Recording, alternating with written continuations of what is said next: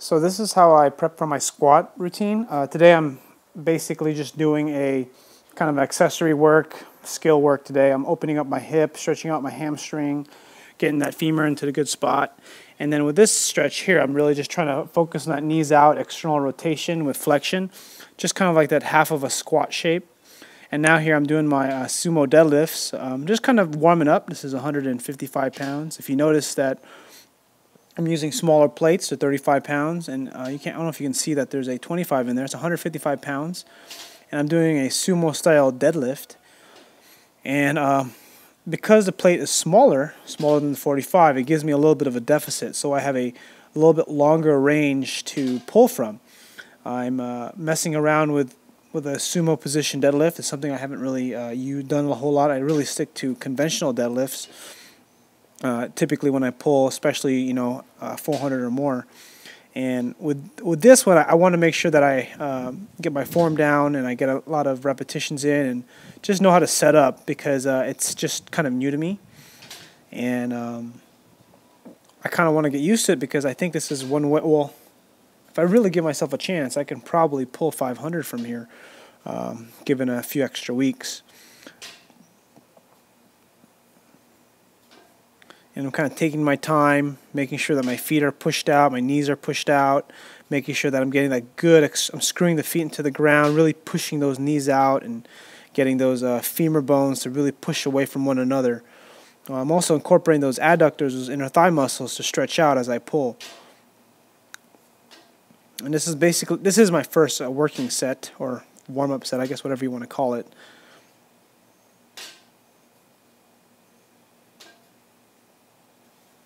And because the weight is light, my spine stays in neutral. It's pretty easy. Here's my second set, and I've put a few. I think this is 175 pounds.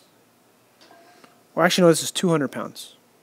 It's 200 pounds, and you can see I'm a little bit more concentrated. I'm a little more tighter. I think I'm doing a set of 8 here. And you can see my lats contract because I do a full deadlift, which means I'll let it hang dead at the bottom. The one thing with the sumo deadlifts, if you're not used to it, if you're a pretty strong deadlifter, you'll have a tendency to feel some pain in the hip, in the front of the hip, if you're not used to it. So it's important that you're flexible and have mobility. Here I'm kind of messing with a bigger deficit because I want to be able to, again, improve my position from the bottom. This is a great way, creating a deficit is a great way to work on your bottom position or work on strength off the ground. And I'm keeping things pretty light because, I've been working out pretty hard this week, so I'm just kind of working it in. On this one, I'm doing a single leg deadlift, and my right side is weaker, and the form on this particular set is actually pretty horrendous. You can see my lower back round a ton. I got a lot of posterior tilt in there, which basically shows how strong my lower back and lats are pretty strong on that side, but my hip flexibility is not. I'm really just trying to emphasize that right glute, right hamstring, and make it stronger. And this has been pretty useful. It's kind of a cross between an RDL and it's basically a single-legged deadlift. And I think I have about 295 on there right now with a slight deficit. So that way I have to work harder off the ground. And can I see here? Okay, so now I'm kind of having my feet straight. So it's not quite a single leg, so there's a little bit more weight on my left leg, but my right leg is bent more, so my right leg has to work a little bit harder. So my right leg, I'm making sure I'm being conscious of initiating with my right leg. I'm biasing it, that way I can strengthen my weaker leg, because when I pull really hard, everything is on my left side. My left side is doing most of the load. And then here's more skill work. I'm doing a box squat. It's not quite that low. I like the box squat a little bit lower. But, a big part of this, I don't really squat this wide with my feet out this wide. So it's kind of unusual for me. So I'm just trying to get a feel for it. Here I do a set of 10. One thing I like to say about doing the box squat, what makes it really effective, is that when you're trying to get your hips to parallel or get your butt below your knees slightly, your adductors have to contract a shitload. So if you want those inner thigh muscle, a big weakness in a lot of people that make them unable to squat more is weak inner thigh muscles. And because I do have some hip and lower back problems, I'm always very cautious about how I lift. So I don't like bouncing from the bottom, because that really does lead to some problems for me. If it works for you, I mean, if I could do it, I would do it. But I'm more careful because of my issues. Here I got a 185 pounds. I got a different angle of the video. And here I want to mention, if you look at my my shorts, or the lining of my black shorts there, you can see how the kind of the belt line kind of moves around. That's really bad. So that's another reason why I'm not lifting so heavy with this, is because what's happening, I'm going into, it's okay to have a little bit of posterior tilt, is what it's called, posterior pelvic tilt. But the problem is, when there's that much of a tilt back and forth under load, you're causing a lot of shear in your lower back or in your spine, and that's not good long term, especially with heavier weight. But as I increase the weight, here's 225. You're going to notice that I'm getting better at stiffening up, really bracing really tight, squeezing my glutes, and really trying to split the ground in half. So here is actually still not very good, because you can still see that belt line move a ton. My butt is moving more than it should, or the way it's tilting. So I'm breaking my position a little bit. I'm still braced. I'm pretty safe. I'm fine. But definitely this is something I need to work on. Here's 275.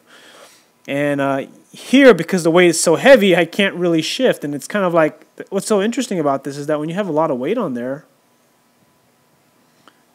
you don't want to move your butt, because it's dangerous.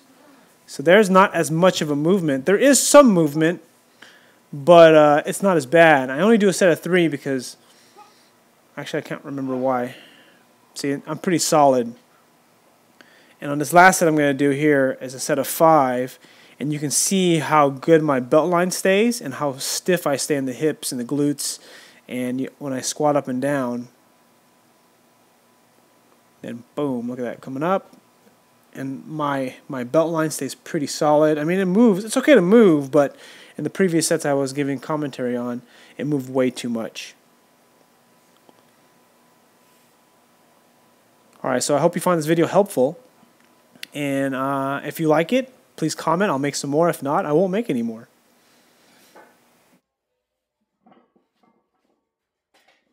So today was primarily kind of a submax accessory work slash kind of fuck around day. Basically, that's what I did today. I just messed around with my lifts, kind of worked on some weaknesses, and essentially I wanted to lift some weights. I was actually going to go bike riding because I just wanted to do something. I was feeling pretty lazy. But I said, hey, I'll lift some weights instead. And I don't usually box squat a whole lot, and nor do I do deficit deadlifts a whole lot, and I figured this would be a good time to do it. So this kind of changes my regimen. I usually lift pretty heavy on Mondays, and I usually do, 90% of my max on Mondays. So I might deload a little bit this week or make some adjustments. Really just trying to work on that right leg. I'm getting some pain in my left knee, so, as much as I want to push for performance, I'm trying not to fall apart. So anyways, I hope you found this video helpful. Make some comments below. If you like some other things that you want me to video and kind of give you my commentary on, I would love to make some of those videos for those that watch my videos. One thing I'll say is that when you squat or deadlift, I find that one of the most things I notice that makes you really strong is your setup. It's essentially what Kelly Starrett talks about as entering the tunnel and leaving the tunnel. If you enter the tunnel, or the movement pattern, think of the tunnel as the movement, like the squat or deadlift. If you enter the tunnel in a good position, you'll leave in a good position, or you're more likely to. If you go into the tunnel in a bad position, you're not going to come out in a good position. Just not going to happen. So the setup is super important, and I find when I lift heavier loads, I got to contract my glutes harder and brace my abs harder, contract my glutes, brace my abs, and then lift off and make sure my traps are super tight, my shoulder blades are super tight when I press that bar against my back, and really solidify when I'm lifting, when I'm squatting especially.